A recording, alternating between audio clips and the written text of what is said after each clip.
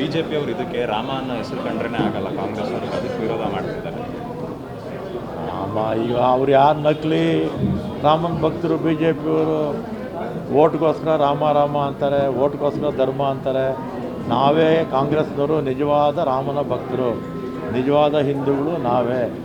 ಹಿಂದೂ ಧರ್ಮವನ್ನು ಪಾಲಿಸ್ತಾ ಇರ್ತಕ್ಕಂಥವರು ನಾವು. ರಾಮನ ದೇವಸ್ಥಾನಗಳು ಕಟ್ಟಿದವ್ರು ನಾವು. ದೇವಸ್ಥಾನಗಳನ್ನು ಏನು ರಿನೋವೇಷನ್ ಮಾಡೋದಂಥವ್ರು ನಾವು. BJP ಅವರು ಒಂದೇ ಒಂದು ದೇವಸ್ಥಾನ ಕಟ್ಟಿದ್ಬಿಟ್ರೆ ಯಾವ ದೇವಸ್ಥಾನಗಳು ಕೂಡ ಅವ್ರು ಕಟ್ಟಿಲ್ಲ, ಯಾವ ದೇವಸ್ಥಾನಕ್ಕೂ ಅವರು ಹಣ ಸಹಾಯ ಕೂಡ ಮಾಡಿಲ್ಲ. ನಿಜವಾದ ರಾಮನ ಭಕ್ತರು ನಾವೇ ಕಾಂಗ್ರೆಸ್.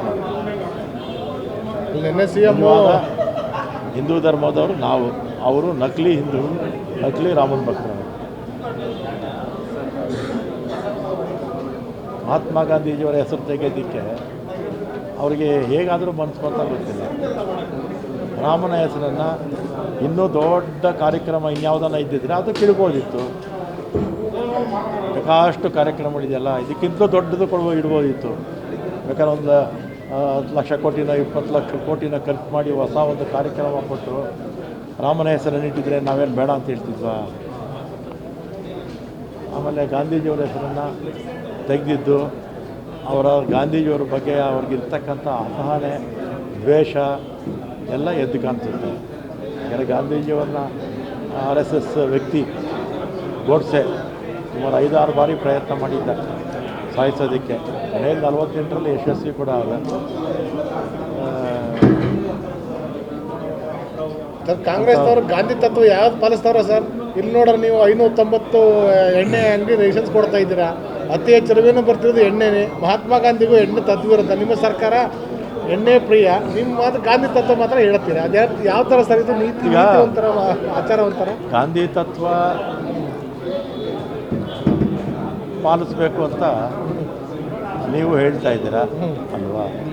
ಗಾಂಧಿ ತತ್ವ ಏನಿತ್ತು ಅದನ್ನು ಪಾಲಿಸೋದ್ರಲ್ಲಿ ಯಾವ ತಪ್ಪು ಏನೂ ಇಲ್ಲ. ಇವತ್ತು ದೇಶದಲ್ಲಿ ಅಧಿಕಾರದಲ್ಲಿರ್ತಕ್ಕಂಥವರು ಕೇಂದ್ರ ಸರ್ಕಾರ ಅಲ್ವಾ, BJP ಸರ್ಕಾರ ಅಲ್ವಾ? ಈ ತತ್ವಗಳನ್ನೆಲ್ಲ ಅವ್ರು ತರಲಿ, ಇಡೀ ದೇಶಕ್ಕೆ ತಂದುಬಿಡಲಿ. ಬರೀ ಒಂದು ರಾಜ್ಯಕ್ಕೆ ತರೋದು ಇನ್ನೊಂದು ರಾಜ್ಯಕ್ಕೆ ಬಿಡೋದು ಯಾಕೆ? ಇಡೀ ದೇಶಕ್ಕೆ ತಂದುಬಿಡಲಿ. ಗಾಂಧಿಯ ಉತ್ತರಾಧಿಕಾರಿಗಳ ಸರ್ ನೀವು ಅದಕ್ಕೆ ಹೇಳಿದ್ದು? ನಾವು ನಿಜವಾದ ಉತ್ತರಾಧಿಕಾರಿಗಳೇ.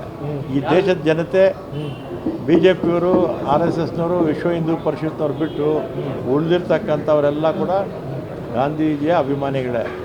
ಗಾಂಧೀಜಿಗೆ ಬರೀ ಭಾರತ ದೇಶದಲ್ಲೇ ಅಲ್ಲ, ಪ್ರಪಂಚದ ಯಾವುದೇ ಮೂಲೆಗೆ ಹೋದರೂ ಕೂಡ ಮಹಾತ್ಮ ಗಾಂಧೀಜಿ ಹೆಸರು ಎಲ್ರಿಗೂ ಗೊತ್ತು.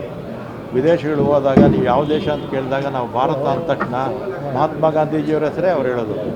ಅವ್ರ ದೇಶದವರ ನೀವು ಅಂತ ಕೇಳ್ತಾರೆ. ಅವರದಾದಮೇಲೆ ಶ್ರೀಮತಿ ಇಂದಿರಾ ಗಾಂಧಿಯವರು ಕೂಡ ಹೆಸರು ಪ್ರಪಂಚದ ಎಲ್ಲ ಭಾಗದಲ್ಲೂ ಕೂಡ ಗೊತ್ತಿದೆ. ಅಂತ ಮಹನೀಯರ ಸ್ವಾತಂತ್ರ್ಯ ತಂದುಕೊಟ್ಟಂಥ, ಸ್ವಾತಂತ್ರ್ಯ ದೇಶವನ್ನು ಒಗ್ಗೂಡಿಸಿದಂಥ ವ್ಯಕ್ತಿಯ ಹೆಸರನ್ನು ಒಂದು ಕಾರ್ಯಕ್ರಮದಿಂದ ತೆಗಿತಾರೆ ಅಂತ ಹೇಳಿದರೆ BJPಯವರ ದುರುಳುತನವನ್ನು ತೋರಿಸುತ್ತೆ. ಕರ್ನಾಟಕದಲ್ಲಿ ಇದುವರೆಗೂ ಒಂದೇ ಹೆಸರು ಇಟ್ಟಿಲ್ಲ. ಮಹಾತ್ಮ ಗಾಂಧಿ ಅಂತ ಯಾವ ಯೋಜನೆಗೂ ಒಂದೇ ಹೆಸರು ಇಟ್ಟಿಲ್ಲ. ಮಹಾತ್ಮ ಗಾಂಧೀಜಿಯವರ ಹೆಸರು ನೀವು ಯಾವುದೇ ನಗರಕ್ಕೆ ಹೋಗಿ, ಯಾವುದೇ ಪಟ್ಟಣಕ್ಕೆ ಹೋಗಿ, ಅಥವಾ ಎಲ್ಲನ ಇಡೀ ದೇಶದಲ್ಲಿ ಮಹಾತ್ಮ ಗಾಂಧೀಜಿಯವರ ಹೆಸರಿಲ್ಲದೆ ಇರ್ತಕ್ಕಂಥ ನಗರ ಆಗಲಿ, ಪಟ್ಟಣ ಆಗಲಿ, ಮಹಾನಗರ ಪಾಲಿಕೆಗಳಲ್ಲಿ ಎಲ್ಲೆಲ್ಲೂ ಕಾಣಿಸುತ್ತೆ. ನಮಗೆ ಎಲ್ಲೆಲ್ಲೂ ಕಾಣಿಸುತ್ತೆ. ಮಹಾತ್ಮ ಗಾಂಧೀಜಿಯವರು 100 ವರ್ಷ ಅಲ್ಲ 1000 ವರ್ಷ ಆದರೂ ಕೂಡ ಜನ ನೆನೆಸ್ಕೊಳ್ತಾರೆ. ಮಹಾತ್ಮ ಗಾಂಧೀಜಿಯವರು ನಮ್ಮ ದೇಶಕ್ಕೆ ಸ್ವಾತಂತ್ರ್ಯ ತಂದುಕೊಟ್ಟ ಮೇಲೆ ಅದರ ಪ್ರೇರಣೆ ಮೇಲೇ 50-60 ದೇಶಗಳಿಗೆ ಸ್ವಾತಂತ್ರ್ಯ ಸಿಕ್ತು.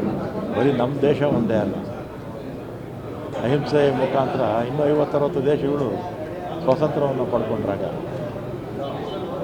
ಮಹಾತ್ಮ ಗಾಂಧಿಯವ್ರಿಗೂ, BJPಯವ್ರಿಗೂ, RSSವರು, ವಿಶ್ವ ಹಿಂದೂ ಪರಿಷತ್ವರಿಗೆ ಅವರ ಬದುಕೋಕ್ಕೆ ಬಿಡಲ್ವಲ್ಲ RSS ಗೋಡ್ಸೆ ಅಲ್ಲ. ನಿಮ್ಮ ಇಲಾಖೆದನ್ನು ಹೇಳಿರಿ ನೀವು? ಹೇಳ್ತೀನಿ, ಇಲಾಖೆದ ಬಿಟ್ಟು ಡೀಟೇಲಾಗಿ ಕೊಡ್ತೀನಿ, ಡೀಟೇಲಾಗಿ ಕೊಡಬೇಕಾದ್ರೆ ಇರೋದು. ಮತ್ತು ಅವರೆಲ್ಲ ನಮಗೆ ಪಿಂಚಣಿ ಕೊಟ್ಟಿಲ್ಲ, ಸಂಬಳ ಕೊಟ್ಟಿಲ್ಲ, ಪ್ರತಿಭಟನೆ ಮಾಡ್ತೀರಾ ಸರ್? ಕೊಟ್ಟಿದ್ದೀವಿ, ಕೇಸ್ ಹಾಕಿ. 6 ತಿಂಗಳು ಅಲ್ಲ, ನಿವೃತ್ತರಾದಂಥ ನೌಕರರೇ ಪ್ರತಿಭಟನೆ ಮಾಡ್ತಾರೆ ಫ್ರೀಡಮ್ ಪಾರ್ಕ್. ಎಲ್ಲ ಕ್ಲಿಯರ್ ಆಗಿದೆ. ಇನ್ನೊಂದು 2-3 ಡಿಸೆಂಬರ್ವರೆಗೂ ಕ್ಲಿಯರ್ ಆಗಿದೆ. ನವಂಬರ್ವರೆಗೂ ಕ್ಲಿಯರ್ ಆಗಿದೆ. ಅಪ್ ಟು ನವಂಬರ್ ಕ್ಲಿಯರ್ ಆಗಿದೆ. ಡಿಸೆಂಬರ್ 1 ತಿಂಗಳು ಬಾಕಿ ಇದೆ. ಕ್ಲಿಯರ್ ಮಾಡಿದ್ದಾರೆ. ಎಷ್ಟು ಜನ ಸರ್ ನಿವೃತ್ತ ನೌಕರರು? ಕರೆಕ್ಟಾಗಿ ಗೊತ್ತಿಲ್ಲ, ನಿನ್ನೆ ಕೇಳಿದೆ. ನವಂಬರ್ವರೆಗೂ ಕೊಟ್ಟಿದ್ದಾರೆ, ಇನ್ನೊಂದು ತಿಂಗಳು ಕೊಡಬೇಕಷ್ಟೇ. ಕೊಟ್ಬಿಡ್ತೀವಿ. ಪಾಪ ಅವ್ರದ್ದು ಯಾಕೆ ಮಾಡಬೇಕು.